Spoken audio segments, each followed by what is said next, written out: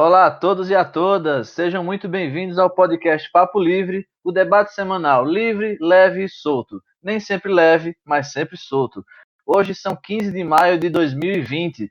Eu sou Henrique Vieira e estou com meus amigos Douglas França, E aí, galera?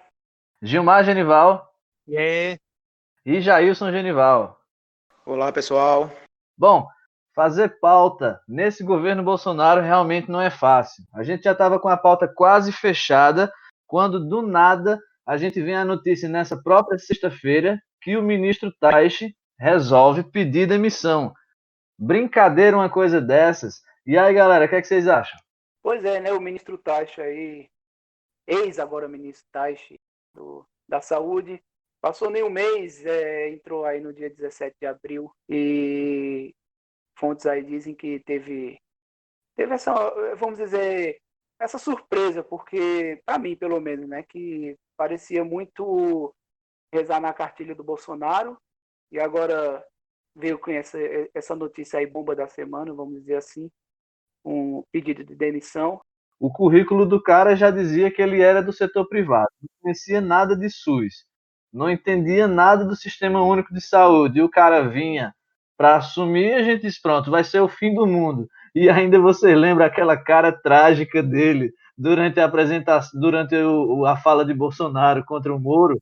Aí a gente pensou, pronto, se até o ministro está desse jeito, vai ser o fim do mundo, viu? Pois é, né? Mais um ministro, né? Mais um ministro que não aguenta o mito. essa é a saga da cloroquina. Gil, tu acha que a cloroquina foi o que acabou derrubando o ministro? Ah, com certeza. Não, não é só eu que acho, assim, a mídia aí tá falando, né? Todo mundo tá falando que o problema foi é, essa loucura do presidente pela cloroquina, né? O presidente que aí nega a ciência, nega tudo e é detentor de toda a sabedoria e que acredita, né? E assim, já o ex, né? O ex-ministro entrou nessa onda aí e viu que não dava certo porque não dava para negar a ciência, né? E assim, começou a sofrer pressões da sociedade, da classe, né? E aí não deu para ele. Eu acredito que tenha sido isso também. Uma das causas tenha sido a cloroquina. Não, e uma piada interna péssima que a gente cita é que ele, como oncologista, não conseguiu remover o único câncer que a gente precisava, que era o presidente Bolsonaro, né, não, Jailson? Isso aí. Eu vejo isso como uma jogada política, Henrique. Eu vejo como uma jogada política, né? A gente sabe que o governo Bolsonaro um governo de colisão, né? Vem buscando inimigo em todo canto. Eu acho que ele dorme e acorda já pensando no que vai fazer, né? Na próxima cagada, desculpe os ouvintes, né? Mas na próximo confronto, né? O próximo confronto que ele vai causar. É uma cagada mesmo, não tenha Então, medo não, foi uma baita de uma cagada mesmo. então eu acho que ele pensa, assim como os governadores vêm tratando o lockdown, né? A quarentena como saída, ele precisa que as pessoas acreditem que tem uma salvação, que tenha uma cura, né? Acho que é a visão dele, que tem uma cura. Então ele joga isso, né? Joga a cloroquina como uma solução, né? Como vai ser a cura para nossos problemas e fragiliza o discurso dos governadores. Fragiliza porque as pessoas vão começar a tendência é ir para a rua, aquelas pessoas mais desinformadas. Então eu acho que é uma jogada política. Não, cara, e é estranho, só um segundo, Douglas, eu já passo para ti, é estranho que agora, justamente nessas semanas atrás, saiu a reportagem demonstrando que a cloroquina, além de não ajudar em nada, ela não combate o Covid-19, o que ela ajuda não compensa, já que ela tem um monte de outros efeitos colaterais, tem negócio de arritmia, tem um não sei o que lá, e é uma insistência e uma coisa que não faz o menor sentido. É tipo eu querer arrancar um câncer esfaqueando a minha barriga, alguma coisa assim. É uma coisa que pode até fazer sentido em um mundo ideal, mas na prática faz mais mal do que bem. Cara, é uma loucura só. Vai lá, Douglas. Pois é, e falando sobre isso aí mesmo do presidente às vezes querer ir de contra aos especialistas, vamos dizer assim, é que na sua campanha ele sempre falou isso, sempre perguntaram para ele a questão da educação, a questão da economia, a questão da saúde. Não, eu não preciso entender disso. Quem vai entender, quem tem que entender são os ministros que eu vou escolher. Mas ele está indo de contra o argumento dele. Ele está querendo entender mais do que eles. Vai acabar sem nenhum, porque o que já caiu o ministro Moro, caiu não, né? Saiu. O ministro Moro, o Mandetta antes do Taixe, agora o Taixe. Eu fiz uma aposta que o ministro iria sair, ia ficar até pelo menos uns 2 meses, mas eu perdi. Douglas, eu vejo da mesma forma, né? E eu me pergunto agora como é que os eleitores de Bolsonaro, né,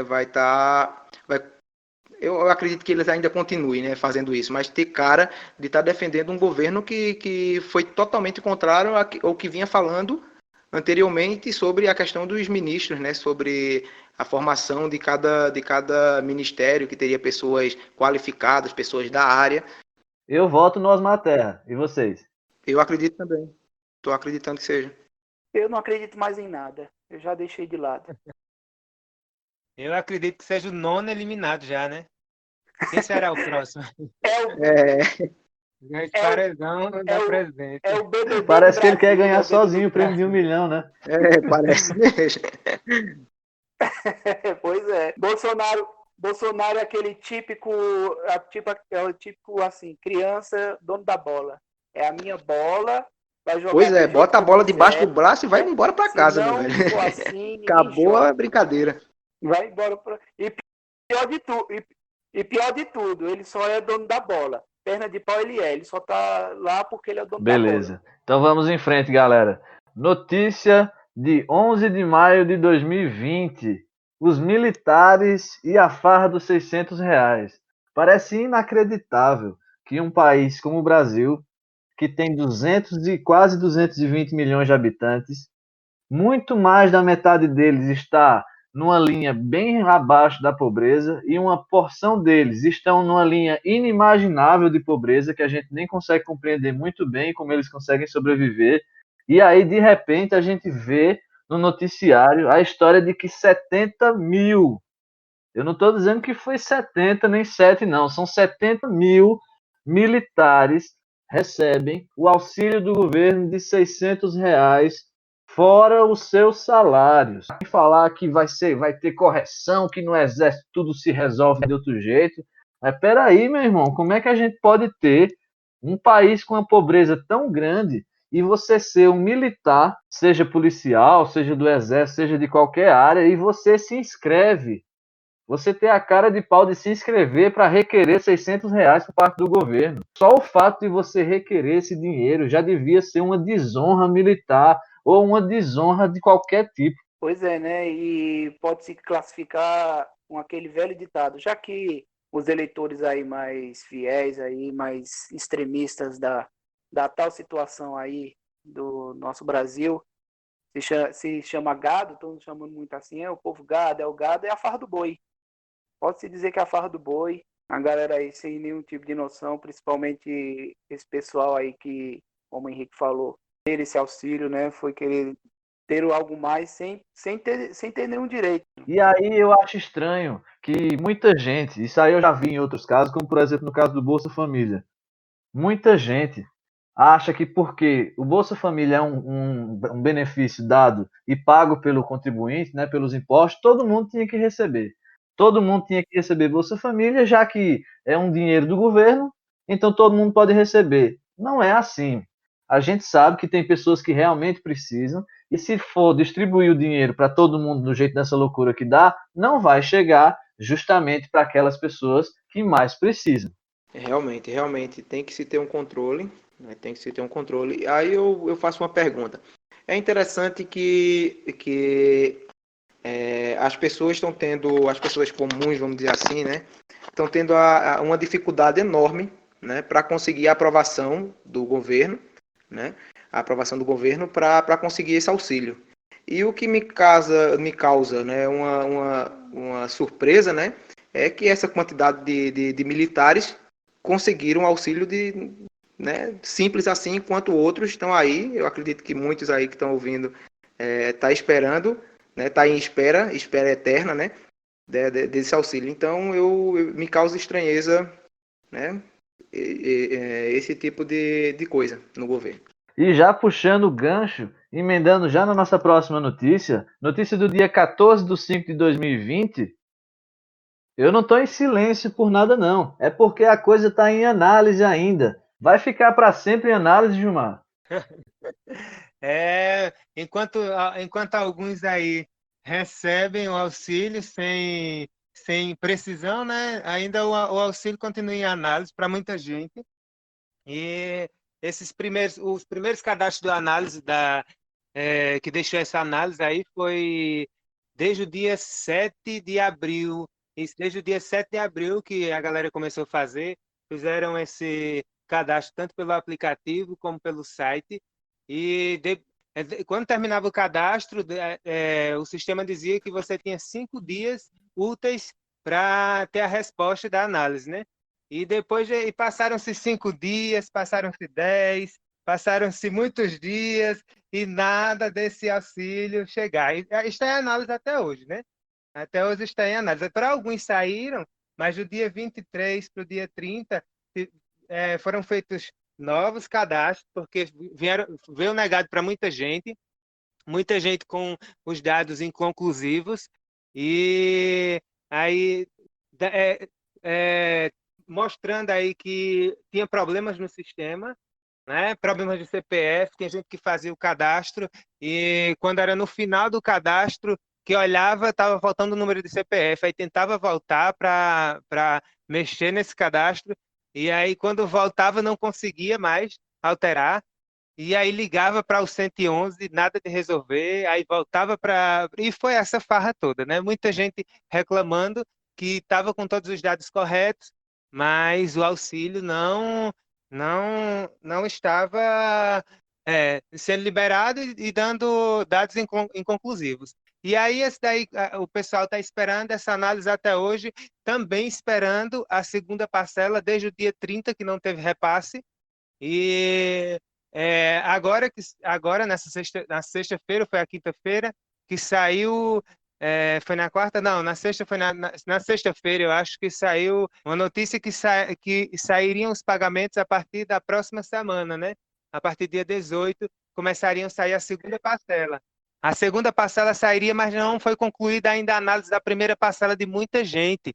Aí isso daí só foi prorrogando. Disseram que sairia na sexta-feira da outra semana e depois disseram que seria segunda e foi até que concluiu. A data prévia disse que na quarta-feira, dia 13, não passava. Sairia o auxílio emergencial e a nova data. E mais uma vez, continuou em análise. E aí o presidente disse: não teve nenhum erro. Não teve nenhum erro do sistema, não tem nenhum erro do governo, a data prévia está correta na análise, e aí. Só que o erro é de quem fez o cadastro. Quem fez o cadastro que acabou ali usando de má fé. Todo mundo que fez o cadastro está esperando até hoje, é que é o errado. Aí eu coloco aqui para vocês uma, uma universitária, saiu em muitos jornais, em muitas notícias, que uma universitária teve o auxílio negado. E aí ela teve o auxílio negado porque lá nos dados dela constava que ela era presidente da República. Mas aí, né, se não tem erro, vamos chamar a mulher para comandar o país. Ô Douglas, deixa eu jogar pra tu uma coisa. Se isso aí é feito por um computador, eu entendo que o computador ele tende a não precisar dormir, nem comer, nem estar preocupado com pandemia, nem com coronavírus. Então por que é que um computador precisa de 1 mês ou 2 meses para poder dar um resultado de uma análise? Pois é, isso aí é uma pergunta até difícil mesmo de responder, de explicar, porque não há justificativa para tanta demora, né, numa decisão dessa, como já foi falado aí. Muita gente que não precisava e foi, vamos dizer, não esperou tanto, foi liberado, aí recebeu aí seu dinheiro sem precisar, fora da lei, vamos dizer assim. e tanta gente aí que precisa ainda não foi. Eu também vi uma reportagem também de uma mulher que foi liberado, só que e ela transferiu dinheiro para o banco que ela queria, que ela tem conta, só que não caiu ainda, não foi transferida ainda para o banco que ela solicitou. Então fica esse impasse aí, né? Sempre há dessas desorganizações, principalmente do governo federal, sempre alguma coisa. O Bolsa Família mesmo, muita gente também que recebe também sem precisar. Então sempre tem essa falta de controle no sistema, sempre haverá. Não, e além de tudo, a dificuldade, né, de entrar no aplicativo, a dificuldade de você fazer alguma transação pelo aplicativo, né, transferir seu dinheiro para aqueles que conseguiram, né? Então, pessoas tendo que ficar a madrugar, né, ficar de madrugada tentando, e o que eles dizem sempre é, não, continue tentando, né, e pessoas vai passar o dia, né, perder o dia todinho tentando entrar, né, numa coisa que não funciona, né, para aqueles que conseguiram, né, e imagina para os que não, que estão aí sofrendo, já tá vendo suas economias acabarem, aqueles que nem tinham economia, né, eu me coloco no lugar dessas pessoas e meu coração fica ferido, dói muito em ver isso. Essa questão da demora mesmo, dizem que também é por congestionamento no sistema, né? Mas é justamente por muitas pessoas que não precisam que tem esse congestionamento. Se só as pessoas que precisassem estariam aí entrando aí no sistema da Caixa para tentar receber, com certeza já tinham recebido todas. Ah, pois é, minha gente. Esse auxílio que era para ser emergencial vem causando todo esse transtorno. Eu mesmo sou MEI, estou na espera, sou microempreendedor individual e estou na espera há muito tempo. Meus dados estão todos corretos, tudo ok. Eu e muitas outras pessoas que estão nesse mesmo barco. O presidente, ele em entrevista falou que seriam 7 milhões na espera, sendo que o presidente da Caixa, Pedro Guimarães, ele falou que seriam 17 milhões, em média, nessa espera. Então, a gente já pode ver que aí os interesses são outros, né? Pois é, meu irmão. Então, vou deixar aquele trocadilho barato, né? Então você está meio desesperado, né? É bem complicado. Eu acho que foi o Douglas que comentou, falando sobre essa questão do congestionamento, né, de pessoas. Eu acho engraçado que aí quando você consegue entrar 4 horas, 3 horas da manhã, né? Um exemplo para algumas pessoas que eu conheço que falaram que tentou fazer a transferência, né, tentou fazer uma transferência, porque na grande maioria, né, tem que enfrentar uma fila enorme, né, na Caixa Econômica, né? Então, e ainda outra coisa, o aplicativo ele liberava uma senha, uma senha, né, uma senhazinha para você conseguir fazer o saque, né? Para você conseguir fazer o saque, você tem que entrar e ele só dura por 2 horas. Só que, olha, é engraçado, você não consegue entrar você não consegue gerar essa senha, né? Esse código, quer dizer, esse código, você não consegue gerar esse código, e quando você consegue, olha, com muito trabalho, quando consegue gerar o código, você vai enfrentar uma fila que dura mais de 5, 6, 7 horas, ou praticamente de manhã e para sair à tarde, né, de uma fila. Então, como é que você vai pegar um código, você chega lá 8 horas da manhã, mas só valem por 2 horas, mas você só consegue ser atendido lá para 3 horas da tarde, entendesse? Então fica muito difícil mesmo, dessa forma. E a questão da transferência piorou, né? Porque de madrugada você não consegue fazer transferência, entendeu? Então tudo é dificultado, tá entendendo? Se você consegue o auxílio, você tem dificuldades para receber. E se você não consegue, né, fica nessa espera interminável. Galera, deixa eu levantar uma bola para vocês aqui sobre esse tema. Vocês acham que existe a possibilidade, e sendo assim bem paranoico, que nem aquela galera que fala que ninguém foi à Lua, vocês não acham que isso pode ser uma forma que o governo está encontrando para romper e obrigar as pessoas a romper o isolamento social? Henrique, esse governo aqui sempre se mostrou muito autoritário, né? E É isso que a gente vem encontrando, um auxílio que fica eterno, a gente vendo muita gente aí precisando mesmo. É muito, muito, muito complicado tudo isso. Mas é isso mesmo, Henrique.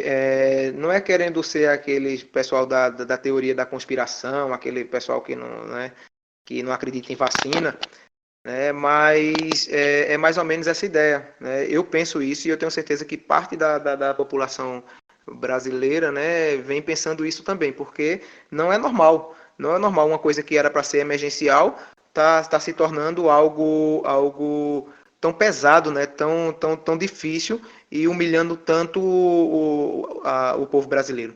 Eu também não tiro também essa possibilidade, não. Que nesse país tudo é possível. Junta tudo, né? Junta, como eu falei, a irresponsabilidade do pessoal que não precisa e que atrapalha quem precisa, né? Nesse congestionamento aí do sistema. E junta também a ideia do governo que sempre fala em não isolamento, né? Sempre já na pessoa do Jair Bolsonaro, que defende que as pessoas saiam mesmo e comecem a trabalhar. Então, e essa possibilidade não é descartável de jeito nenhum. Pegando um gancho, Henrique, pegando um gancho aí nessa volta, né, nessa insistência aí de Bolsonaro e de alguns seguidores dele, que, malucos, né, que é essa volta do trabalho, essa saída da quarentena, né, saída do isolamento social. Aqui mesmo em Garanhuns, na próxima semana, segunda-feira, está marcado, né? Estão marcando aí um protesto. Os empresários aqui de Garanhuns estão marcando um protesto aqui para a abertura do comércio. Pode acreditar. Cara dentro de uma BMW, gritando pra câmera do repórter assim: eu tô passando fome, eu tô Meu passando Deus. fome. Eu digo, meu irmão, se você vender essa BMW que você tá aí no seu carro, você pode passar 2 anos tranquilo, comendo muito bem. Pô, que elite é essa, cara? Que Chega a elite ser é essa que cômico, a gente tem chega a nesse ser cômico, país? porque as pessoas vêm sobrevivendo, né, com o Bolsa Família, né, vem sobrevivendo com o Bolsa Família, e às vezes eles até criticam, né, ou essas pessoas que conseguiram o auxílio com R$ 600, né, ter que se sustentar uma família, e a gente vê empresários, né, nos seus carrões, né, vir falar que está passando fome, ou que está passando dificuldade. Por favor, se coloquem, né? É o que eu falo. Eu tenho certeza que todos nós estamos vindo fazendo sacrifícios, né? Fazendo, se comia uma coisa melhor, a gente está diminuindo gastos, se apertando o máximo que pode para conseguir passar bem passar ileso, né, nessa pandemia, mas está ficando cada vez mais difícil. Olha, pois é, eu vou verificar aqui meu auxílio para acabar essa história. Beleza. Notícia de 13 de maio de 2020. Parece que o Brasil virou um grande ringue de luta. Parece que agora é Mortal Kombat, Moro versus Bolsonaro. É isso mesmo, Douglas? Pois é, nessa eu tô com o Moro e ainda dava um fatality no final para não sobrar nada. Pois é, o Moro aí pediu para ao STF a divulgação integral do vídeo da reunião, né? Fica agora esse bate e volta, Moro diz uma coisa, Bolsonaro diz outra. Só que, como vemos aí durante esses dias aí, evidentemente Bolsonaro pediu mesmo pediu a superintendência para trocar, né, a superintendência da Polícia Federal do Rio de Janeiro, só essa, que coincidentemente faz parte da investigação em cima do seu filho, né, do Flávio Bolsonaro, sobre aqueles repasses lá que ele tinha em conta que não eram declarados. E o Bolsonaro disse que não, né? Mas enfim. Não, e o curioso é que isso aí é uma novela que vem se estendendo desde a saída do Moro. Mas o episódio mais cômico da saída do Moro foi aquela entrevista em rede nacional. Aí, peraí, eu tenho que perguntar a vocês, porque eu acho que o presidente é um gênio ou ele é um completo imbecil. Porque o cara vai para a rede nacional de televisão e rádio para falar que a sogra dele é uma falsária, que ele não paga aquecedor, ele desligou o aquecedor da piscina da República, que o filho dele pega metade das mulheres do condomínio, que é tanta loucura que o cara fala em um programa de rádio e televisão a nível nacional que eu realmente me pergunto se esse cara ele é um gênio ou ele é um imbecil. É uma coisa que não me entra na cabeça. Mas, ô Henrique, o que esperar de uma pessoa que diz assim, eu não sou racista porque o meu sogro é negro? Só por isso. Ele não é racista só É por um isso. absurdo completo, cara. E o Moro, eu sei que muita gente aqui, dentre nós aqui, vocês vão discordar muito de mim, mas eu acho que o Moro ainda conseguiu sair com alguma reputação. Tem gente que acha que ele é muito safado, né, que ele perseguiu o Lula e tudo mais. Isso aí, independente da visão de cada um, eu acho que ele ainda tinha muito para se queimar se ele permanecesse junto desse Bolsonaro. Eu acho que ele ainda conseguiu sair e ainda levou uma grande galera de apoio que também apoiou o Bolsonaro e que provavelmente não vai mais apoiar em 2022. Ele foi muito esperto, Henrique. Eu vendo aqui, ele foi muito esperto. Ele saiu, pulou fora do barco antes do barco afundar de uma vez, antes de queimar toda a reputação dele. Pelo menos ele pulou do barco, né? Mas que assim, não acredito muito não, viu? Da forma que entrou, né, depois de ter participado de um julgamento de uma coisa tão séria que foi na questão do Lula.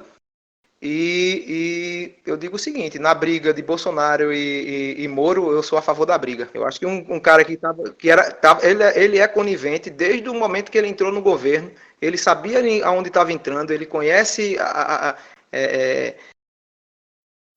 isso, ele conhece tudo ali, então ele aguentou até agora. Quanto tempo de governo nós não temos para ele vir sair agora, né? Mas é como eu disse, os dois sou a favor da briga, mas que possa se destruírem mesmo, porque para mim nenhum dos dois, né, presta não. Douglas? Sim, é porque não, eu concordo também com a opinião também que tudo se a gente confia desconfiando, né?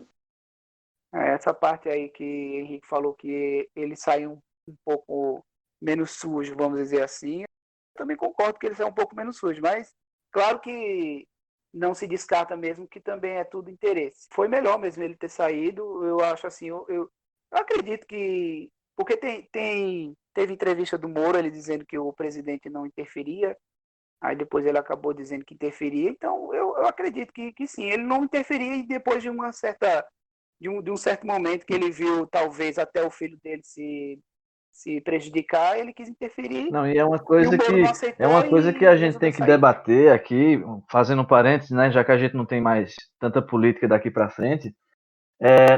Vocês acham que se Dilma tivesse feito metade, falado metade, ou até pensado metade do que já Bolsonaro fez nesse ano e pouco de governo, será que teria sido a reação da mesma forma?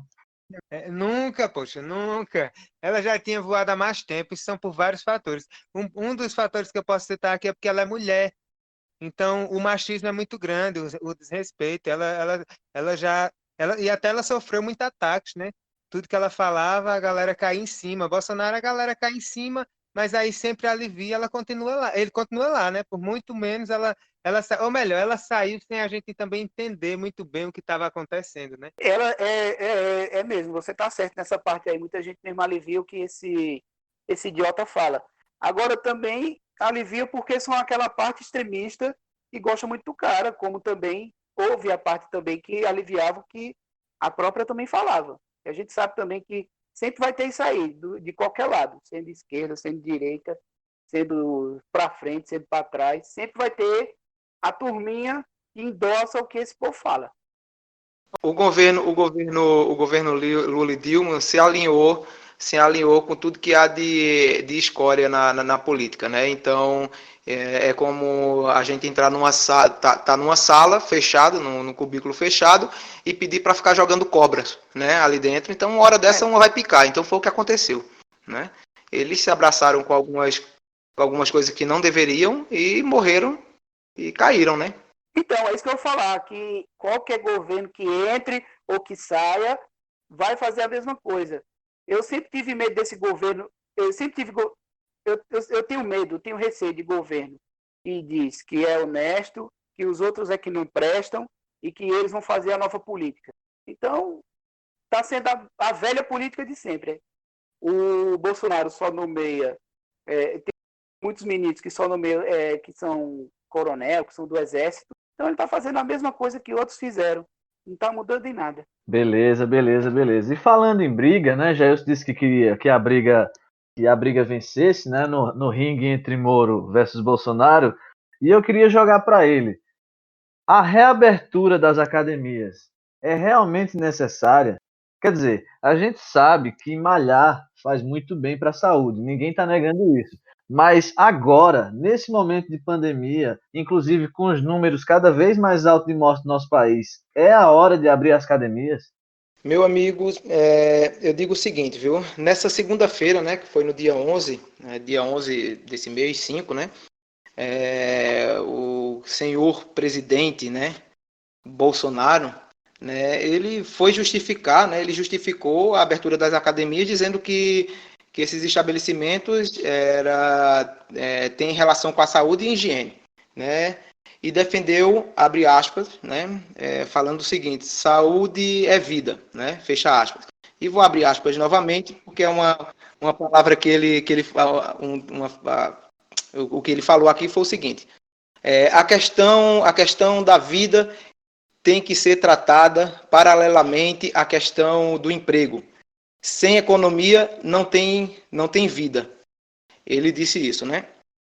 Então, ele também falou da possibilidade de frequentar a academia, seguindo as recomendações do Ministério da Saúde. Eu pergunto o seguinte, né, será que mesmo com as recomendações a gente não vai estar vulnerável a isso?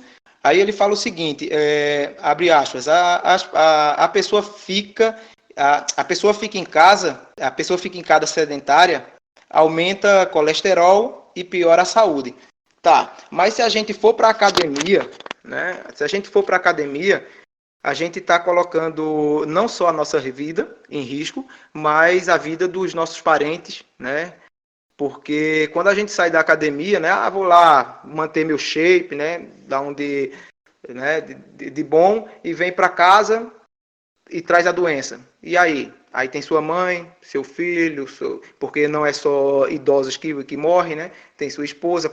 Então, é bem complicado se falar sobre isso. Não se defender, é bem complicado defender essa posição, tá entendendo? Porque por mais que a gente tome precauções na academia, é um local de contato.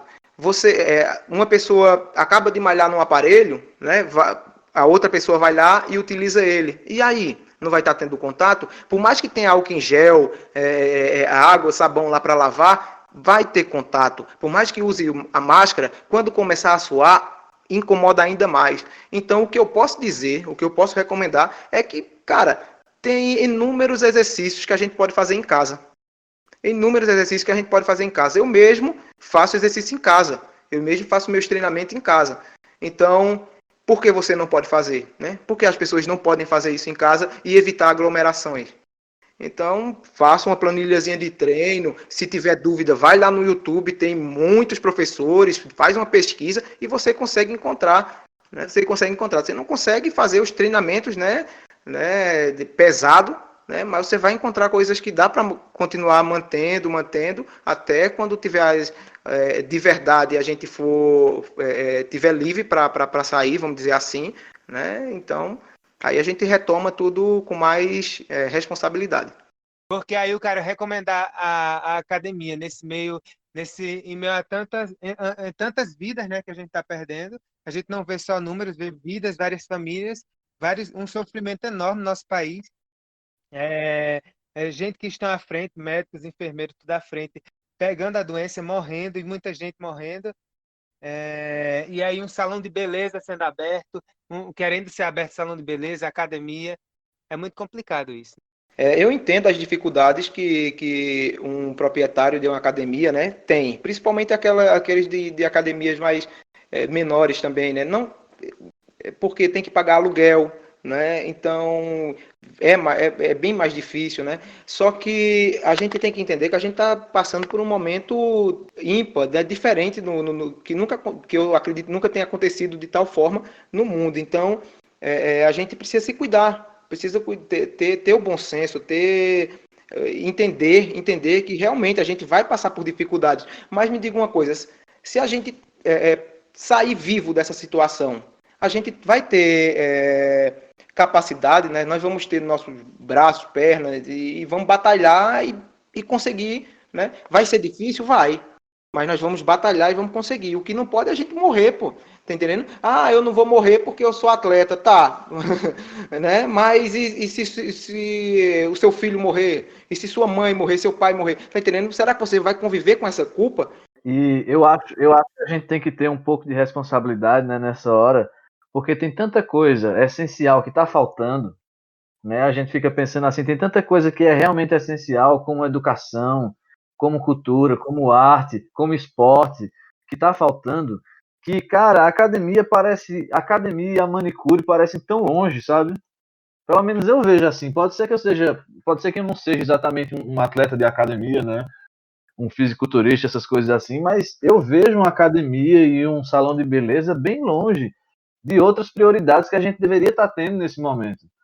Então, assim, eu acho também, concordo plenamente com o Gilmar, acho que isso é uma tática de distrair a atenção para coisas maiores, é a gente ficar perdendo tempo conversando sobre academias e tudo mais, quando a gente sabe que mesmo que abra, não é todo mundo que vai ter coragem de voltar para lá, não. Por mais que a gente saiba que tem muita gente que é louco por academia, que tava malhando mesmo agora, se a gente limpa o equipamento, a gente limpa ali, a gente vai fazer uma higienização completa de um equipamento. Será que a gente tem técnica para isso, para garantir que não vai ficar nenhuma gotícula? E sem falar que existe aqueles os chamados casos assintomáticos, gente que já está por aí. Em um país que não testa, que é o nosso país, a gente não testa nada e a gente não sabe quem é assintomático. Aí vem um cara bonitão, malhando, e aí vai. Ele limpou o equipamento, você olhou ali, viu que está limpinho, voou e ficou junto ali do suor do cara. O suor é uma das maiores formas de transmissão de vírus. Ou seja, como é que você tem confiança de estar num ambiente daquele jeito? Como é que você tem confiança de estar ali com um alicate de unha na manicure, que use uma pessoa e depois use você? Sabe? É uma coisa que é tão longe da realidade. E eu lembro quando o Jair falou que eles iam abrir isso com o apoio do Ministério da Saúde, o Ministério da Saúde nem sabia disso. O Taish foi informado pela mídia. Foi uma coisa constrangedora da mídia do Taish do que aconteceu. Constrangedora, realmente, Henrique. Realmente, o Ministério da Saúde não estava sabendo. E é o que nos revolta, né? O que nos deixa preocupado, porque a gente está num barco que a gente não tem um capitão, isso. A gente não tem um capitão, né? A gente está num barco que o capitão não tem experiência nenhuma, né? Ele tem experiência de andar de bicicleta. Então é complicado, pô. É complicado. A gente não dá ouvidos às pessoas especializadas, né? E isso foi um discurso dele, né, desde sempre, desde o começo, que iria dar ouvido só às pessoas especializadas, né? Notícia de 11 de maio de 2020. O Enem, para ou não para? Bom, para o ministro da Educação, não para, mas parece que para o próprio Bolsonaro existe a possibilidade de parar. Cara, é interessante como esse governo é totalmente desarticulado. É uma pessoa falando uma coisa, aí vem o presidente e fala outra, aí um ministro aí repete o que o presidente disse, mas aí o presidente diz o que ele mesmo disse, e aí ele fica forçando os ministros a ficar indo e voltando com ele. É um absurdo como a gente pode estar falando em Enem em um ano em que nosso colega Gilmar acabou de citar aí, quase 15 mil pessoas morreram. Esse ano é um ano que deveria ser um ano inteiro de luto. Não, mas e aí como é que a gente vai fazer com faculdade e tudo mais? A gente pode fazer isso no dia 1 de janeiro.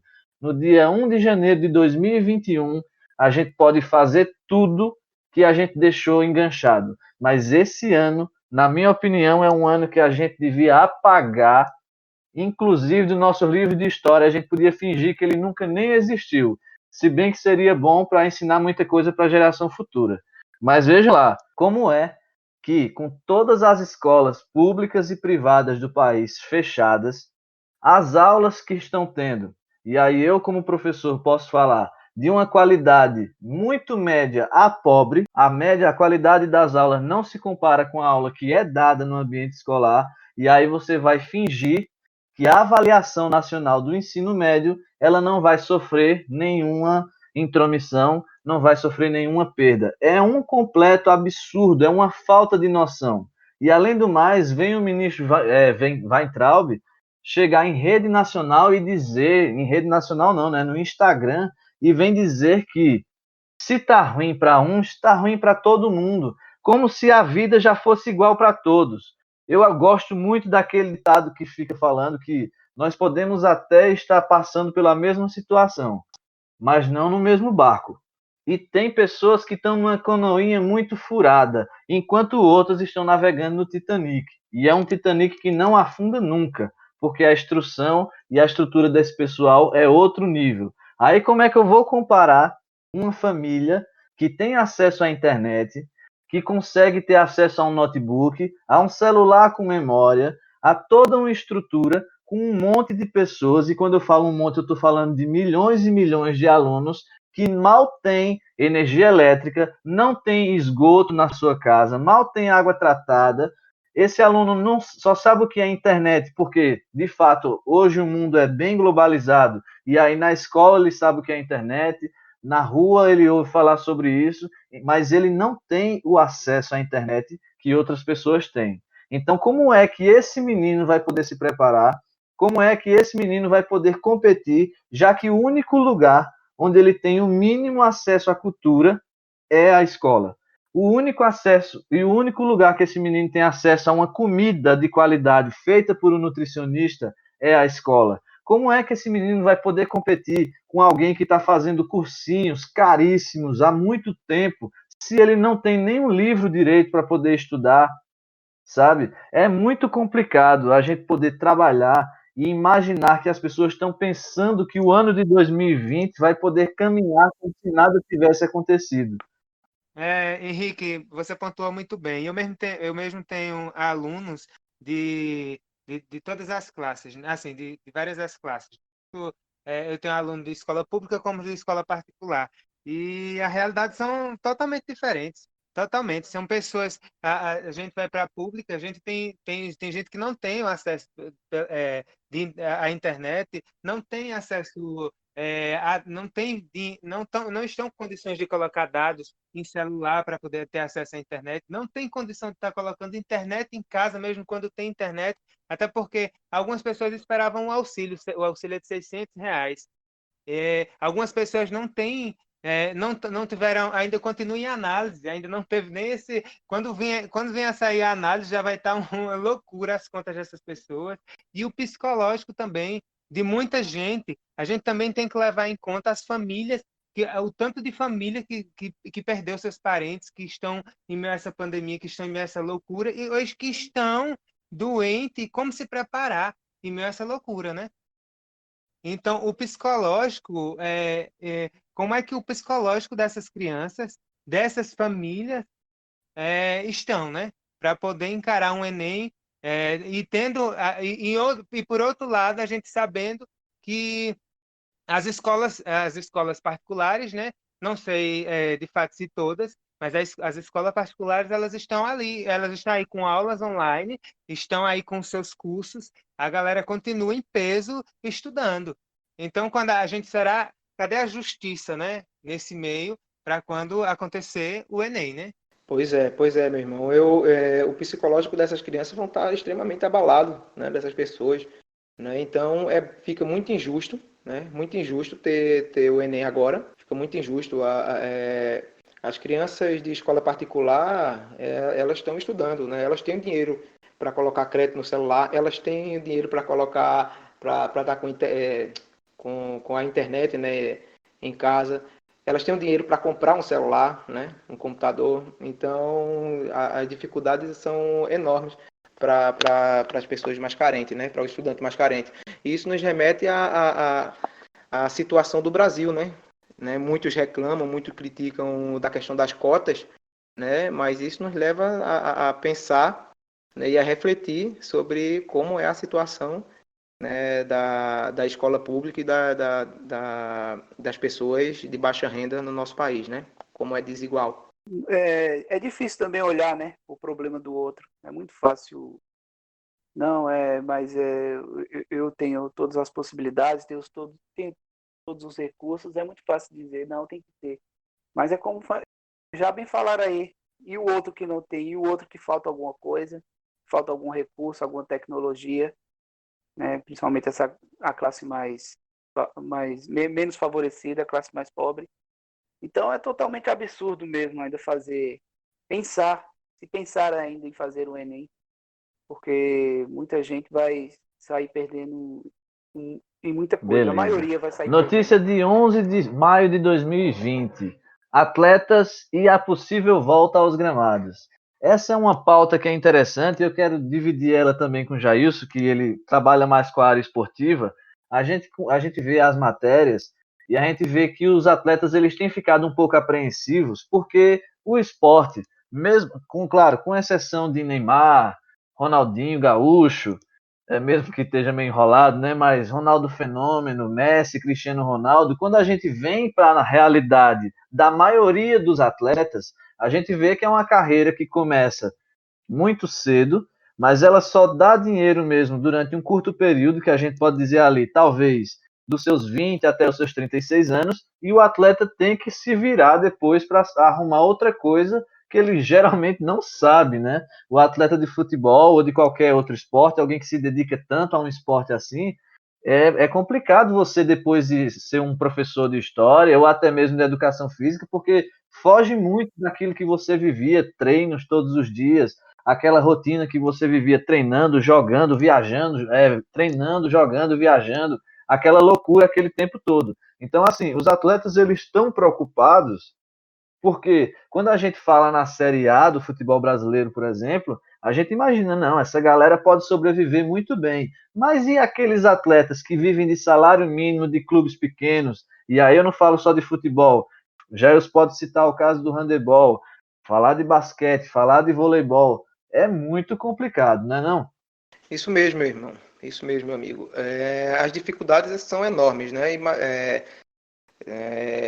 Para o futebol, né, em si, você já explanou aí bem, é bem complicado. Imagina para os esportes secundários, né?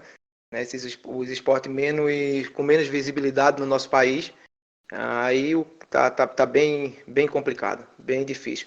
O futebol em si, quando a gente fala da primeira divisão, mas eu quero me remeter às outras divisões, né, que ganham realmente menos, né, são menos favorecidos em questão de valores, né? Então, por mais que eu pense, por mais que eu pense que um exemplo que eu gosto do futebol e eu quero que volte, eu acho que não é momento, né? Eu acho que se a elite, né, a primeira divisão voltar, né, e segunda, terceira, né, tá voltando, vai estar incentivando os esportes amadores, as pessoas do amador, né, voltar, né, dizer, eles podem, só que de repente eu acho que não tem nenhuma condições também de trabalho com essa pandemia. Eu não vejo nenhuma condição favorável para voltar com o esporte. Até porque um exemplo, volta com o futebol, né? Vamos ter estádio aberto para o público, Não. né? Então, Vai ter torcida? de Se começo tiver estão torcida, pensando em fazer não vai ter. com as portas fechadas. Mesmo assim, a questão do contágio eu acho que é bem complicado porque vai servir de exemplo, sabe? Você, por mais que a gente goste do esporte, queira ver, as pessoas vão estar tendo como exemplo, vai dizer, não estão ali, né? Porque, né, a gente tem muita gente jogando, muita gente com contato, tendo contato, então as pessoas vão começar a se questionar, né? Então eu acho que é bem difícil. Eu não acredito que seja uma boa ideia voltar com nenhum esporte nesse momento. Eu acho que a gente tem que segurar, aguentar, né, sofrer, né, se tiver o auxílio, se conseguir o auxílio, né, bem, se não, tem que estar cobrando, a gente tem que cobrar do governo, eles são obrigados a nos ajudar. Jailson, eu concordo com você em relação a isso. E, assim, eu queria pontuar que realmente, se a galera volta, mesmo para jogar com uma quadra fechada, com um estádio fechado, mas a gente pode perceber, a gente vem vendo aqui, que tem muita gente descumprindo, tem gente batendo sua peladinha, jogando sua bola ainda. Ainda existe aqui. A gente vem acompanhando, às vezes eu acompanho aqui pelas redes sociais, a galera posta, né? E posta ele jogar bola, posta em aglomeração jogando, e imagine se o futebol começar a dar esse exemplo, né? Começar a voltar. Douglas, eu vou jogar essa bola para tu agora e vou jogar ela queimada, para ver se você mata no peito e faz o gol agora, né? Usando a metáfora do futebol. No futebol, existe a ilusão de que nós temos apenas 22 pessoas. Mas qualquer pessoa minimamente informada sabe que nós temos ali, além dos jogadores, temos a comissão técnica, nós temos os reservas, temos a arbitragem, nós temos repórteres, toda uma estrutura que é montada ao redor do futebol. Será que a gente consegue colocar tanta gente dentro de um ambiente para fazer um único jogo, garantindo a segurança da saúde de todo mundo? Impossível, impossível. Eu também queria pontuar também que eu concordo com a fala dos demais colegas. Não tem como, absurdo, porque queira que não também é ser humano, não deixa de ser, mesmo com as portas fechadas, não tem como fazer, não tem como voltar. E digo mais, acho que esse ano não teria mais como voltar, porque, como sabemos, o calendário do futebol já é apertado. E agora, com essa pandemia, com essa crise, não se sabe como é que vai começar esses campeonatos, não se sabe se vai dar tempo de terminar até esse ano. Então, para mim, eu acho que já deveria já bater o martelo e não ter. Claro que tem a parte financeira, vai dar prejuízo, mas o que a gente vê é que poucas pessoas que se importam com isso, assim, porque não é, acho que nem 1% dos que jogam bola, 1% que jogam bola é que ganham esses salários astronômicos. A gente não pensa no outro, assim, por exemplo, de divisões, como vai falar, de divisões divisões menores. Um jogador que às vezes ganha até R$1.000, R$2.000, um jogador normal assim que às vezes só joga até o meio do ano e pronto, acabou para ele. E agora? Vai voltar? Se voltar agora o futebol, como é que vai fazer com esse atleta que jogou, que tem, por exemplo, um contrato até o meio do ano e acabou o contrato dele? Para ele já era. Para ele o ano acabou. Aí pensam em voltar visando um lucro, visando menos, vamos dizer assim, menos prejuízo. Só que eu acho que não deveria voltar, não. Eu acho que já deveria, não, já encerrou por esse ano. Não tem como voltar, não, porque é muito inchado o calendário e não vai dar, não vai caber. E só pontuando, a Alemanha vai voltar, viu? A Alemanha vai voltar sábado, Campeonato Alemão.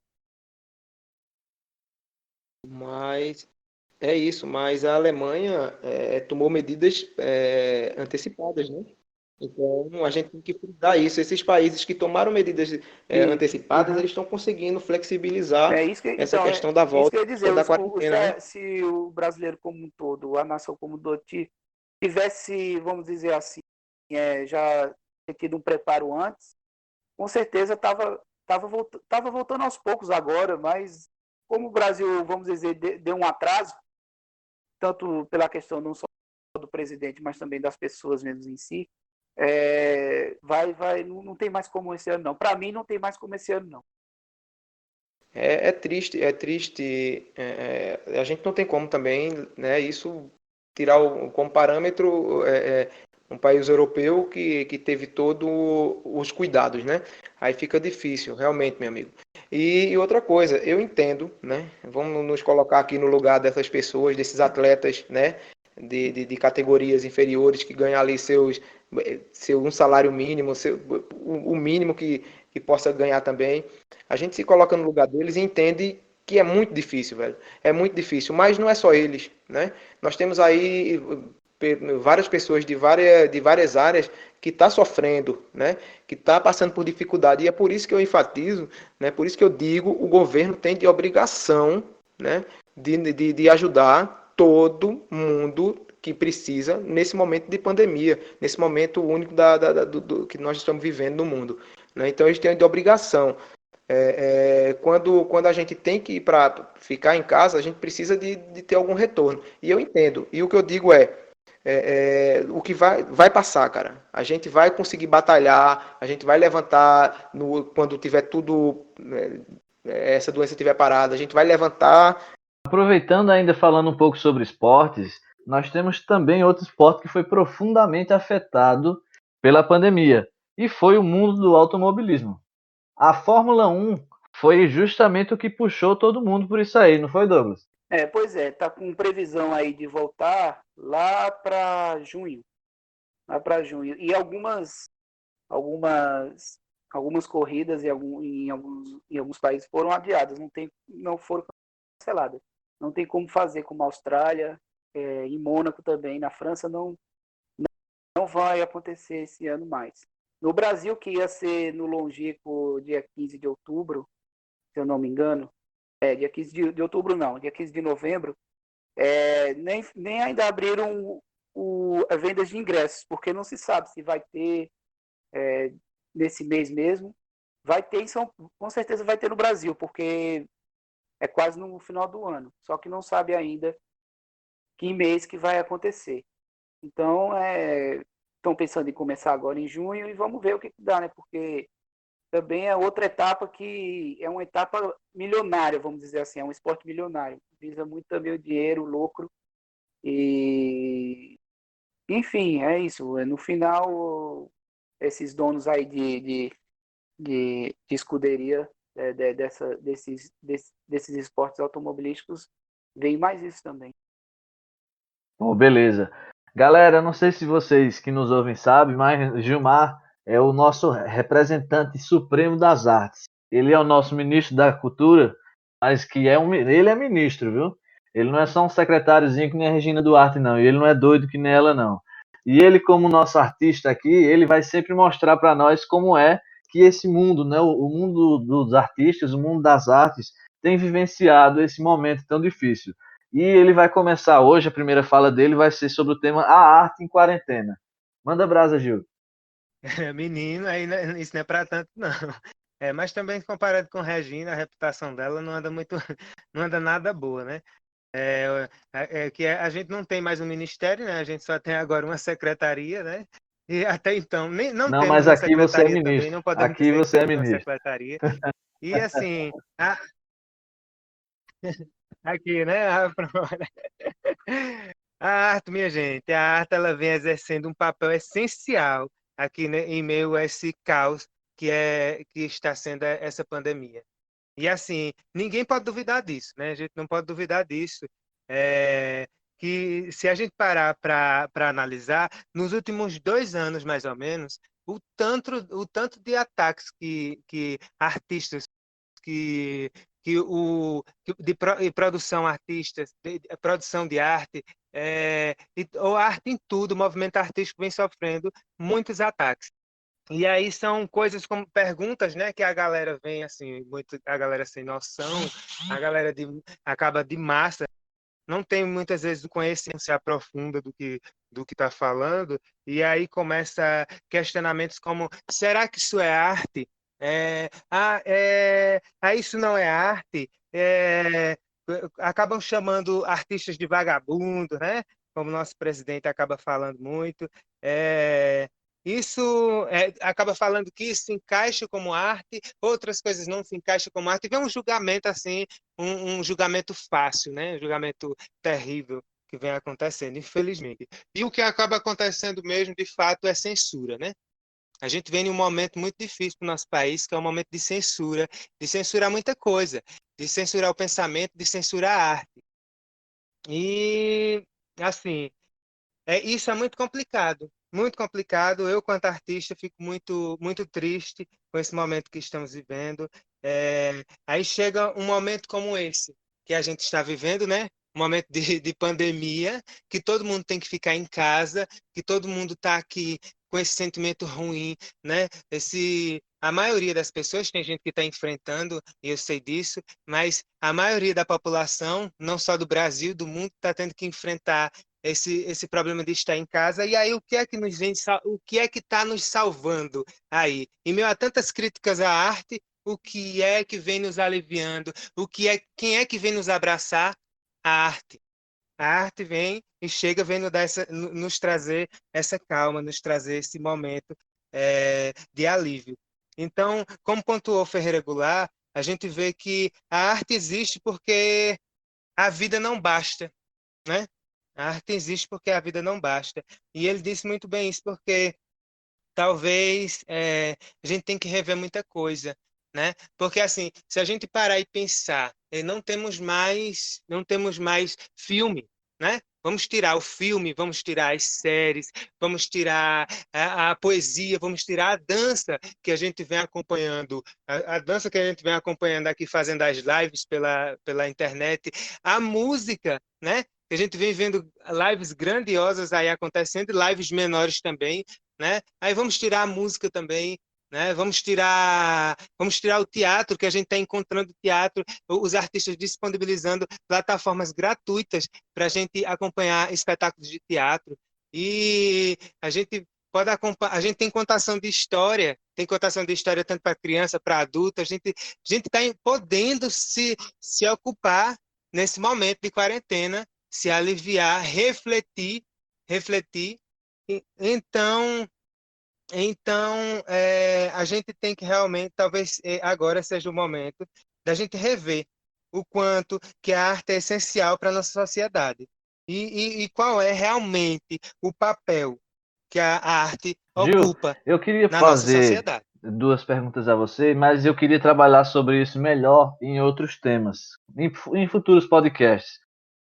Então, quando a gente vê um ator, a gente olha a Regina Duarte, que foi divulgado, né, tinha um contrato com a Globo de 40 mil reais por mês, e aí existe uma ilusão de que todo artista ele é rico, né? Existe aquela ilusão de que todo artista ele é global, ele faz uma novela e compra um apartamento de 200, 300 mil reais. Eu queria que você dissesse assim, que você conseguisse resumir assim, qual é a situação de um artista que não está na TV, um artista que está fora do circuito, dos circuitos patrocinados, sobreviver assim a sua arte? Como é que é a vida dessas pessoas, especialmente como é que está a vida dessas pessoas nesse momento de pandemia? Meu irmão, bom você pontuar isso. A galera ainda tem uma ilusão muito grande, né? E essa visão, às vezes, até de apreciar o que está distante dela, né? Assim, não tem que deixar de apreciar a arte, não tem que deixar de apreciar as grandes produções, mas a gente também não tem que deixar, a gente tem que olhar para o lado, a gente tem que ver os pequenos fazedores de arte que são bons também e têm muita qualidade, não estão ocupando aquele espaço muitas vezes no momento, mas eles estão ali. E sim, a dificuldade é enorme, a dificuldade é grandiosa, assim, o cachê não chega nem a unha assim do dedo muitas vezes.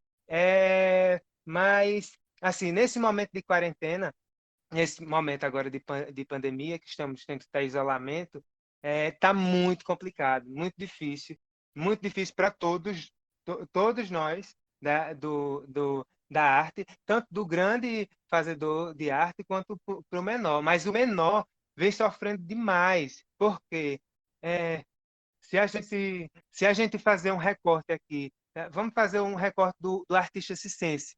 Vamos lá, fazer o artista de lona, de circo. Vamos ver esse artista, como é que ele está passando por essa situação, né? Porque ele depende do público. São famílias que vivem de cidade em cidade e que vivem. Como é que está sendo, né? Muitas vezes não tem CPF, muitas vezes não tem, eles vivem no mundo. Então, como é que está a situação desses artistas que dependem de uma bilheteria, né? Então, não só esse artista, né, que a gente pode pontuar, a gente vem também aí o teatro sofrendo, a dança sofrendo, a gente vê os artistas de rua sofrendo, sofrendo bastante, e ainda essa negação que está sendo esse auxílio, porque não é fácil.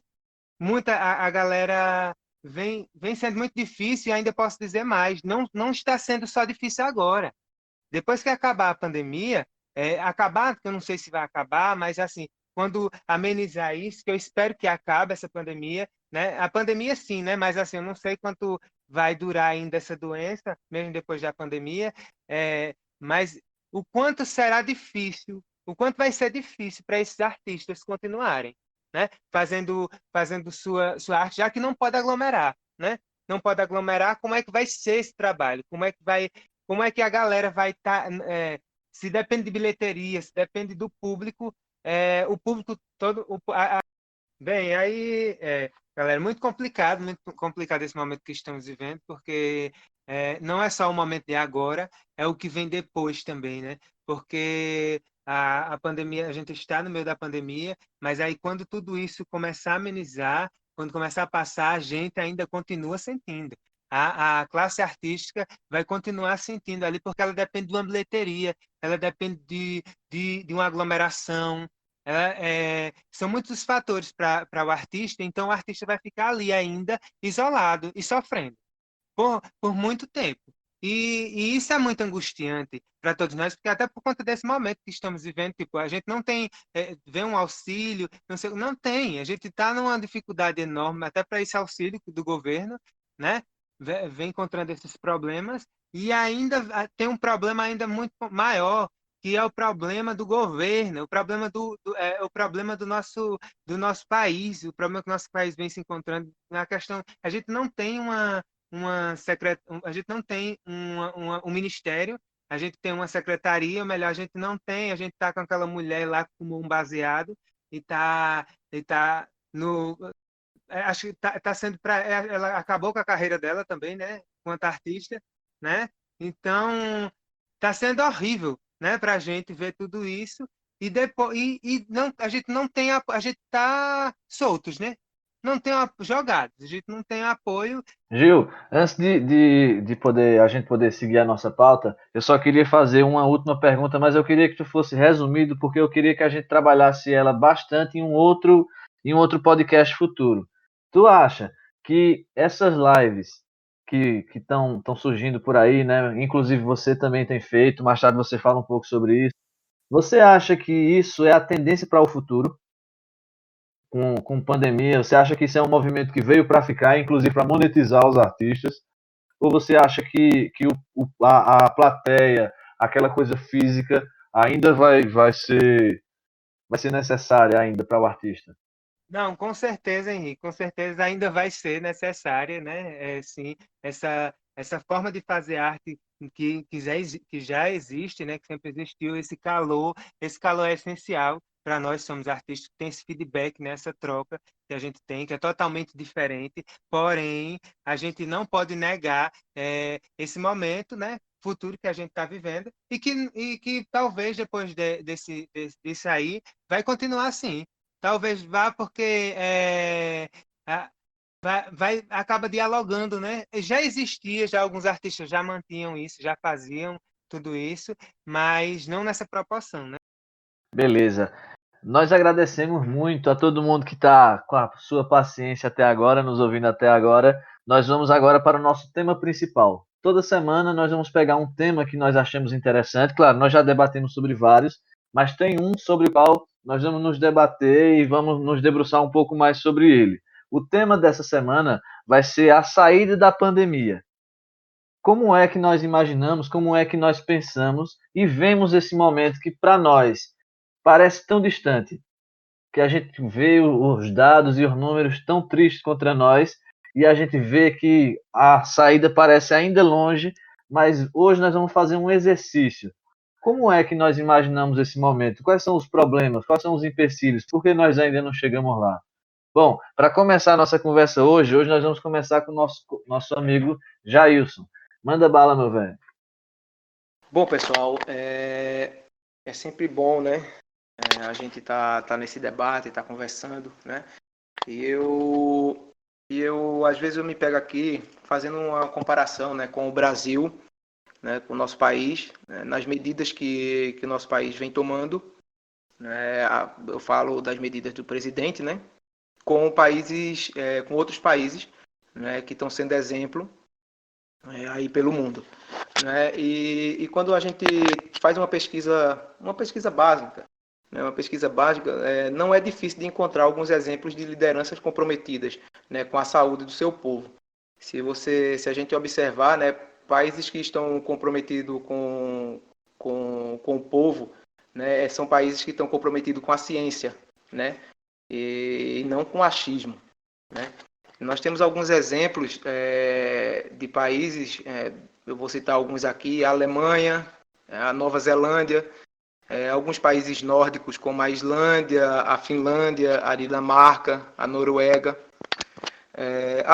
E sem esquecer de Taiwan, que é na Ásia, né? Esses países têm sido apontados como exemplo de eficácia no controle do coronavírus. Quando a gente dá uma olhadinha, mais aprofundada nas medidas de prevenção desses países, né, a gente observa ali, um exemplo, a ministra da Nova Zelândia, a Jacinda Ardern, desculpa se eu pronunciei errado, né, que decretou lockdown em março.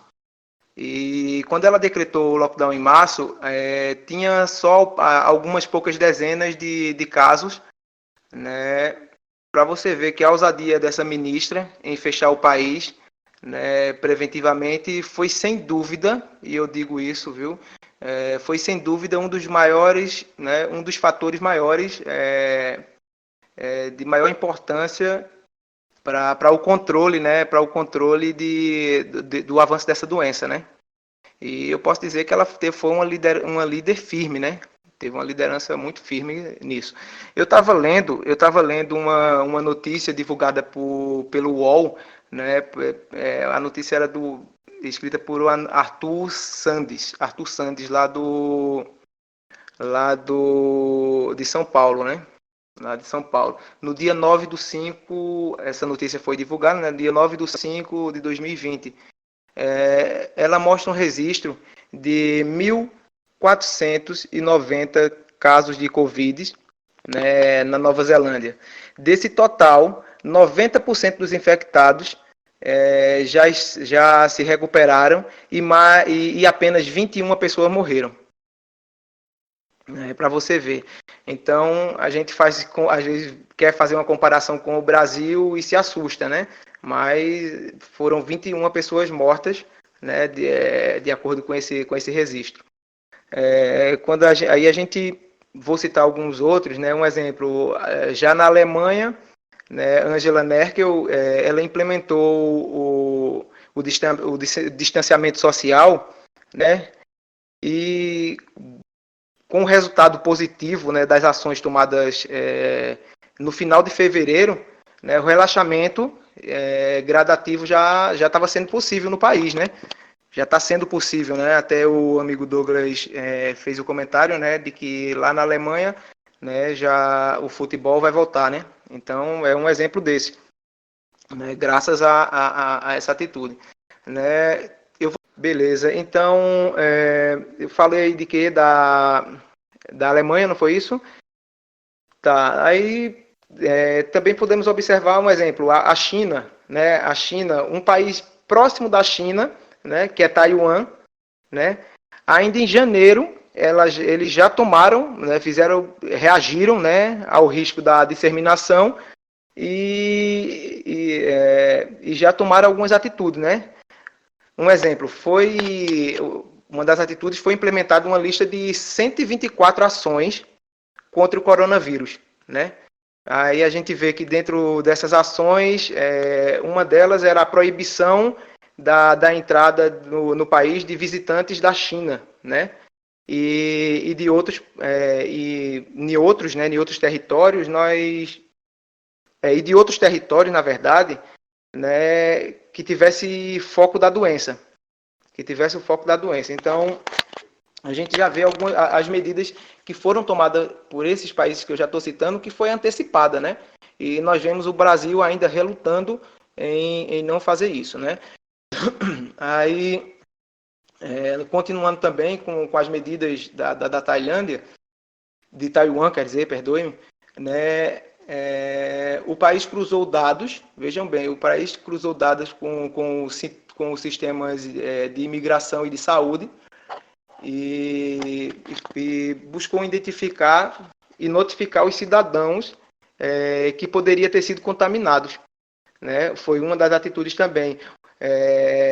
Lá, o governo de lá também, ele se aliou à iniciativa privada para aumentar a produção de máscaras, né? Então, a gente já vê, né, medidas, né? Então, ele já também tem indústria, né?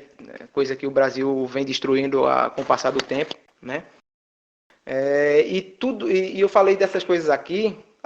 Também, uma coisa que veio na minha lembrança aqui, que eu lembrei, o país, né? Eles realizavam boletins diários com autoridades de saúde para informar a população e conter o pânico, né? Então, isso é bem, bem interessante. E outra coisa, esse país, até agora que eu estou falando, se vocês observaram, né? Eles são governados, né? E tem na sua liderança, tá à frente do país, mulheres, né? Mulheres. Então é bem interessante isso, né? Eu também dei uma olhada também na Islândia, um exemplo. A Islândia é governado por Katrin, né? Ela conseguiu fazer uma coisa que foi fazer um teste, né? Fazer a testagem, né? Bem significativa da sua população, né? E assim ela conseguiu informar, né? Ela conseguiu informar, ter uma informação, na verdade, né? Ela conseguiu ter uma informação bem, bem precisa sobre a questão do vírus, né? E que está ajudando o mundo aí, está ajudando o mundo nesse combate, né? Graças às suas testagens. Vamos lá. Eu falei também aqui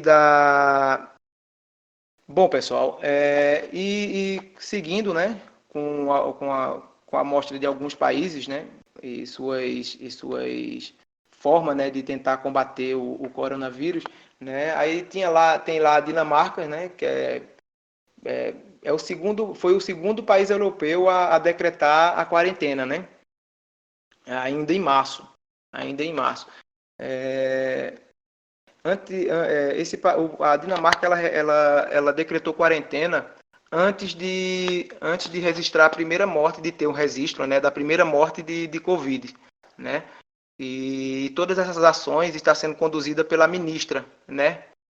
Eu não vou me arriscar a falar nomes, né, que é bem complicado, né? Então não vou cometer a gafe de terminar errando. O nosso Tá meio dinamarquês também enferrujado, então enferrujado, né, Jair? não vou me arriscar. Lá na Finlândia, o país é governado pela primeira-ministra, eu acho que esse dá para falar, é Sanna Marin, alguma coisa assim. Ela é uma interessante eu pontuar isso aqui, ó, que ela é uma das chefes de estado mais jovem do mundo, né? E como jovem, né, ela tem se alinhado, a influenciadores digitais para garantir as informações confiáveis claro, essenciais no combate da pandemia, né? Para que essas informações cheguem, né, na população, né? E interessante que a população lá recorrem sempre às redes sociais, né? Eles dão ênfase a isso, né? Eles preferem Parece que eles são brasileiros também, encontrar Jair. O povo brasileiro notícias também gosta de através se das informar redes pela rede social. sociais. Eu estava vendo e eu achei bem interessante de pontuar isso. Falei. Tomara que ele não olhe as nossas redes sociais para se informar, né? É bem interessante, isso que eu fiquei pensando, é bem interessante, né, cara? Mas o bom é que ela tá... Bom, pessoal, e para finalizar, né, temos aí um país também que coloca na linha de frente a tecnologia também, né? O exemplo dele é a Noruega, né? que para enfrentar a pandemia, eles lançaram um aplicativo que coleta informações anônimas, né, e envia alerta para quem estiver perto, né? Então, quem estiver perto de alguém que testou positivo, o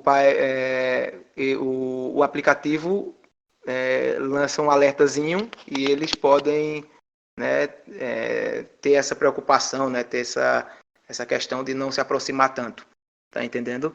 E, claro, né, esse país também é governado por uma mulher, né, a ministra. Eu posso até me arriscar a falar o nome dela, né, que é Hernan Solberg. Ela vai lhe Eu acho que perdoar. é isso, Hernan Solberg. Se eu tiver errado, peço desculpa, mas meu norueguês também não é tão fluente assim, não. Tá? Então, né? Então é isso, pessoal. O que mais ou menos eu vi, né, nessa questão aí é a diferença, né, desses líderes, né, em especial mulheres, né, para a diferença entre elas, né, e o nosso governante maior, né, que é o presidente da República. Então, há uma diferença muito grande, né, naqueles que acreditam na ciência, né, que é o que é necessário para aqueles que vivem de achismo, né, e infelizmente é o que nós temos E o hoje que no temos nosso no Brasil, Brasil. infelizmente, é um país que não testou em massa a população. E isso vai influenciar muito nessa saída da quarentena, que vai influenciar também são muitas igrejas evangélicas com porta fechada, mas ainda acontecendo cultos. A gente também tem muita gente sem cumprir isolamento. A gente também tem um exemplo disso é o comércio também, muita gente querendo abrir o comércio e fazendo aglomerações e manifestações, né, em prol disso, sendo que ainda não é momento, os casos só continuam aumentando. E aí eu queria pontuar aqui para vocês uma fala aqui da OMS, da Organização Mundial da Saúde, que diz assim: é muito difícil prever quando vamos prevalecer sobre o vírus. E pode ser que nunca aconteça, né? É, pode ser que nunca desapareça e que torne endêmico, como outros vírus. O HIV não desapareceu. Isso, ele lembrou isso. Então eu queria deixar só essa fala aí para a gente refletir, né? O quanto e que a gente no Brasil, enquanto os outros países estão tomando várias medidas e tal, a gente vem tomando, mas ainda na contramão, e num pensamento, pelo menos, da contramão, né? Porque o pensamento do presidente vem em contramão a tudo isso. E aí muita gente seguindo igual boi, né? E aí, Douglas, qual é a sua contribuição para nós hoje sobre o tema?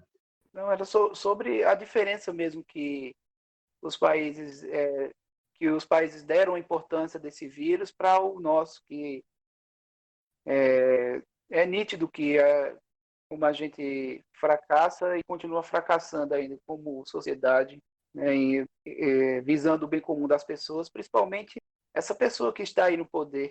E de liderança não tem nada, diverge de tudo, de todos, todo mundo é contra, é teoria da conspiração, e um ministro sai é porque o ministro é que está errado, esse agora que saiu, com certeza vão arrumar mais algum argumento para dizer que é o ministro que está errado e o mito é que está certo. E esses dados aí que já colocou só vem de encontro com esse raciocínio mesmo, que a diferença é muito grande de muitos líderes por aí. Isso. Se me permitem falar mais alguma coisa, é o seguinte: às vezes a gente pergunta, né? Eu vejo perguntando, o pessoal falando, o Brasil não vai sair dessa crise, né? Como se o Brasil fosse o único país, né, que nessa pandemia fosse ter uma crise, fosse viver numa crise, né? O Brasil vai passar, vai cair realmente numa crise, vai ser bastante difícil, mas não é apenas o Brasil, né? Todos os países vão passar por algum tipo de dificuldade, uns mais ou outros menos, mas vão passar, tá entendendo? Só que esses países estão dizendo, né, esqueçam, né, não quero saber agora, nesse momento, sobre a economia só, né, e eu vou fazer o quê? Eu vou, né, salvar meu povo, eu vou visar e vou olhar para a vida de cada um dos que me elegeram, né? Então essas pessoas estão olhando para esse lado e estão fazendo isso. E as medidas que eles estão tomando, com tecnologia, com restrições, né, tá fazendo com que o país consiga, né, se sobressair, né, numa situação tão difícil. Um exemplo, eles entram em quarentena como é que eu posso dizer, um isolamento, né, por um determinado de tempo, uma quantidade de tempo determinada. Tipo, eles passam aí 20 dias, 30 dias de total, mas depois eles conseguem usufruir desse tempo que passou, né? Desse tempo que passou, eles conseguem começar a flexibilizar. Já o Brasil é o contrário, né? Não quer, bate o pé e faz isso, faz aquilo, né? Fica essa briga boba, né? E a gente não vai sofrer ainda mais, né? Porque se tem de minimizar o impacto, só vai aumentar, né? Só vai aumentar o impacto por causa dessa briga. Pois é, galera, é isso mesmo. Eu também queria dar uma pequena contribuição aqui, né? Meus colegas já falaram bastante, fizeram ótimas contribuições. Eu também só queria falar um pouco. A saída da crise, ela é uma coisa que ela vai ser muito ligada à nossa própria postura. Quanto mais a gente ficar imaginando e confundindo liberdade com caos, quanto mais a gente ficar confundindo liberdade de poder ir e vir com selvageria, a gente vai demorar e vai aí colocar essa crise mais para frente e a gente não vai conseguir solucionar os nossos problemas. O que eu vejo, eu consigo perceber claramente é que a nossa classe política, ela é, como é que eu posso dizer, irresponsável, para ser bem educado com ela. São pessoas irresponsáveis, são pessoas que não estão preparadas para fazer o que deveriam fazer. E isso tem dois lados da moeda. Se ela está lá é porque alguém votou e esse alguém somos nós. Então nós somos responsáveis por isso, né? Nós colocamos as pessoas que estão lá no poder para nos representar. E eu acredito que o que Jailson coloca, e ele colocou muito bem em toda essa fala dele, em todos os países por onde foi passado, é o teste. É uma coisa que eu venho falando com as pessoas próximas a mim, porque se a gente não testar, nós não vamos sair do lugar nunca. Enquanto nós não aprendermos a fazer testes em quantidade suficiente, não vai adiantar absolutamente nada. Jailson falou de alguns países no Extremo Oriente. Você pega no Vietnã, além das pessoas que são médicos, além das pessoas que são enfermeiros, além do maqueiro e toda a equipe do hospital, tem uma equipe externa de pessoas que serve unicamente para um propósito. Toda vez que uma pessoa contraiu Covid-19, essa pessoa, antes de ser internada, claro, se houver condições, ela senta-se com ela e começa-se a questionar todos os passos que essa pessoa deu nos últimos 15 dias da vida dela. Então, uma equipe de pessoas que não tem nada a ver com médicos, são outros tipos de funcionários, pega e vão atrás de todas as pessoas que tiveram contato com aquela que está internada. Por quê? Acredita-se que todas as pessoas que estão lá, elas podem também estar contaminadas e elas podem, mesmo sem sintomas, estar passando e multiplicando a doença para várias outras. Ou seja, em um momento de crise, você, ao invés de demitir pessoas, você contrata pessoas, porque isso tem que ser feito com muita gente. Então você pega aquelas pessoas que foram lá e foram selecionadas e você isola elas, deixa todo mundo isolado. E isso você faz testando. Testou positivo, isola. Não deu positivo, vai seguindo sua vida. A Coreia é assim. Agora o Brasil se nega a testar. Bolsonaro sequer aceita que é uma doença séria. Ele sempre chamou de gripezinha ou resfriadinho, como se fosse uma doença banal, uma coisa ridícula, né? Uma coisa patética que ele fez. Então, assim, se ele não leva a sério a doença, que dirá os outros órgãos que são subordinados a ele? Então, nós só vamos sair da crise, pelo menos no meu ver, quando nós pudermos testar a população e quando nós pudermos montar uma rede de monitoria em que eu descubro que eu tive Covid, mas eu tenho minha filha, eu tenho minha esposa, eu vou no mercado e aí eu tenho que testar todo mundo. Aí diz, mas que exagero, que loucura. É assim que se combate uma doença. Não se combate uma doença abrindo o comércio e mandando as pessoas abrirem, não. Até porque isso já foi comprovado. Muitos donos de restaurante, em algumas cidades que o prefeito mandou abrir, as pessoas não foram para o restaurante. As pessoas não foram porque não têm confiança. As pessoas não querem sair de casa, não é somente porque o governo está obrigando elas, não, mas porque o Brasil ainda tem uma grande quantidade de pessoas de bom senso e que sabem que se sair vão correr um grande risco e vão expor as pessoas que amam também. Então, a contribuição que eu queria fazer a esse debate, que já começou muito bem, Gil alimentou e Douglas também, é que nós só podemos imaginar uma saída da crise na hora em que a gente puder testar, levar a sério a doença, e aí sim a gente pode finalmente começar a perceber o quanto o nosso modo de vida, o quanto o nosso modo de viver muito próximo, em escolas superlotadas, com metrôs superlotados, com ônibus superlotados, que isso aí é um berço para vários tipos de doença e a gente imagina como ainda nós ainda não tínhamos sofrido tanto com as epidemias que aparecem por aí. Bom, galera, nós já vamos chegando na nossa parte final do programa, né? Ufa, já rompemos a madrugada aqui, já estamos já no sábado, dia 16/5, e eu gostaria de começar as nossas dicas culturais, começar por mim. A minha dica cultural vai começar por uma frase do filósofo Karl Marx, que ele dizia que a história se repete a primeira vez como tragédia e a segunda como farsa. E a minha dica cultural tem relação com isso. Eu tenho lido, já tinha lido o primeiro dos três, do livro da coleção de livros O Terceiro Reich, de Richard J. Evans. Quem me conhece sabe que eu gosto muito da literatura sobre a Segunda Guerra Mundial e o fascismo e o nazismo. E aí o que é que essa frase tem a ver com o livro? Essa coleção mostra como o Terceiro Reich, ou seja, o nazismo, ele chegou ao poder, se manteve lá e caiu após a guerra.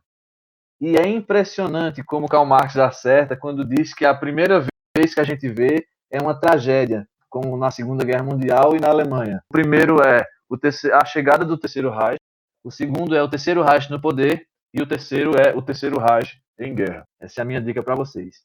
Agora, nosso colega Douglas França. Cultural dessa semana é mais na parte do entretenimento. Eu estou acompanhando um canal no YouTube, na verdade dois, que é sobre aviação, que é o Aero e Aviões e Música. Só não fala da parte de aviação como um todo, como histórias, como manutenção. Tem o intuito também de desmitificar a aviação, o medo, assim, que tem medo de voar. Então é bem legal, um canal bem interessante. Quem quiser aí dar uma olhada, pode ir lá que é só acessar. É Aviões e Música e o Aero. Gil, qual a boa da semana, Gil? Eita, Henrique, a dica que eu tenho aqui para vocês é a Nova Cena Pernambucana. Para todo mundo aqui conhecer a Nova Cena Pernambucana, que está sendo muito massa. E dessa Nova Cena Pernambucana eu queria destacar a Flaira Ferro, que é uma artista da Poxa, uma artista maravilhosa. Assim. Ela é atriz, bailarina, cantora, compositora, e ela tem uma música muito massa, muito bacana, entre várias que ela tem, que é a música Revolver. Então vale muito a pena, que tem muito a dizer desses momentos que estamos vivendo. Valeu, Gil. E aí, Jailson, qual é a recomendação para essa semana? Ô Henrique, minha recomendação da semana é uma série lá da Amazon Prime Videos, né, que é Homens. Homens. É uma série bem interessante que tem como ator o Fábio Porchat, né? E é uma comédia dramática, né? É bem interessante, eu vejo ela como uma crítica assim também ao machismo, mas de uma forma bem reverente, né? Onde a gente sim vai dar altas risadas e ela mostra também a dificuldade, né, do homem em determinados assuntos. Então, eu acredito que vocês vão gostar.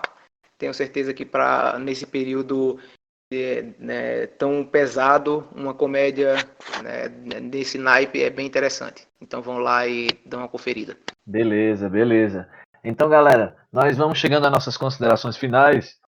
Eu queria começar por nosso colega Gilmar. Gilmar, manda o teu recado, manda aí o teu abraço e se despede aí da galera. Massa, Henrique. Eu quero agradecer aí a galera que está nos escutando até agora, né? Foi massa, debate muito bacana, valeu a todos.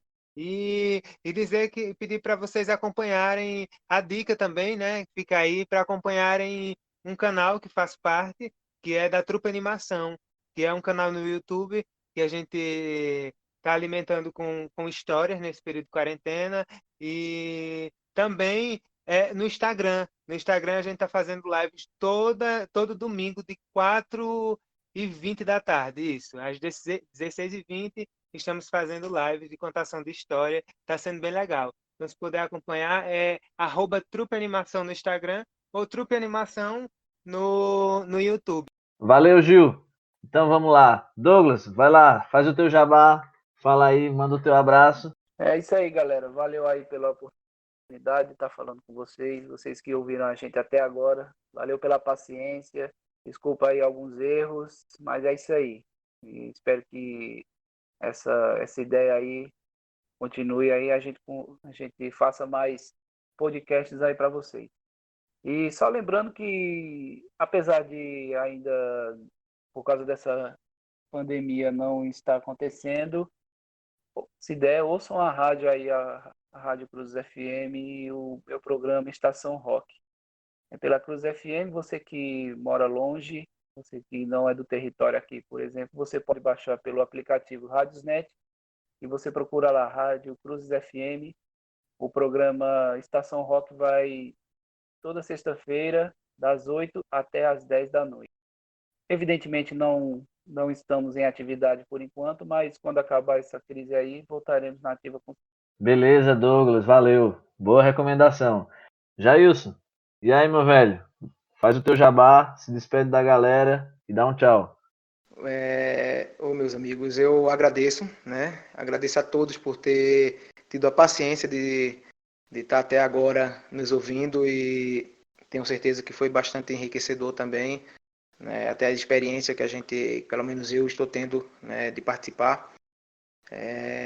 E eu quero, né, pedir que, se vocês puderem, né, que sigam lá e curtam lá a página, né, no Instagram de um trabalho que eu faço, que é a página do Carcará Handebol Clube, né, que é uma equipe minha, né, do handebol amador aqui, que eu faço um trabalho já há algum tempo, com essa equipe, com essa formação desde 2017, finalzinho, e venho fazendo esse trabalho já desde 2017 e estou na luta, né, na luta diária, né. Esse ano tinha iniciado as categorias a partir de 10 anos, né, tinha de 10 a 12 até o adulto, né. É um trabalho também voltado muito para o social, né. A gente, até porque minha cidade não tinha nenhuma expressão, nenhum conhecimento sobre a modalidade, e eu venho batalhando e fazendo crescer, né? Então, gostaria que quem pudesse dê uma força lá na nossa página, e estamos em busca aí de patrocinadores, de ajuda, tudo é bem-vindo, né? Então, é isso que eu deixo. E um abraço grande no coração de vocês. Quero agradecer demais a vocês três, Douglas, Gil, Jailson, por ter topado esse desafio da gente debater, da gente conversar e a gente postar na internet, na esperança de que outras pessoas, assim como nós também, se sintam incomodadas com esse momento que nós estamos vivendo e que é preciso realmente a gente pensar e discutir esse nosso tempo. Não dá para a gente deixar para lá e fingir que está tudo bem, que a coisa não está. A gente tem que sentar, tem que conversar, tem que analisar, tem que debater e só assim é que a gente vai conseguir fazer algo melhor. O meu jabá hoje vai ser colando todos vocês aí. Se inscrevam no canal de Gil, lá no Trupe Animação, assistam a Rádio Douglas, a Rádio Rock, e isso, assim que voltarem da pandemia. E se inscrevam também, procurem lá o time de Jailson lá do handebol, o Carcará, é um trabalho muito legal que ele faz, todo o esforço que se vê, né, o pessoal correndo atrás, a criançada ali fazendo esporte, é uma maravilha. Bom, galera, eu também quero deixar um beijão para todos vocês que nos ouviram, obrigado pela paciência de estar conosco até agora, e fiquem com os deuses, ou não, e lavem as mãos. Até a próxima.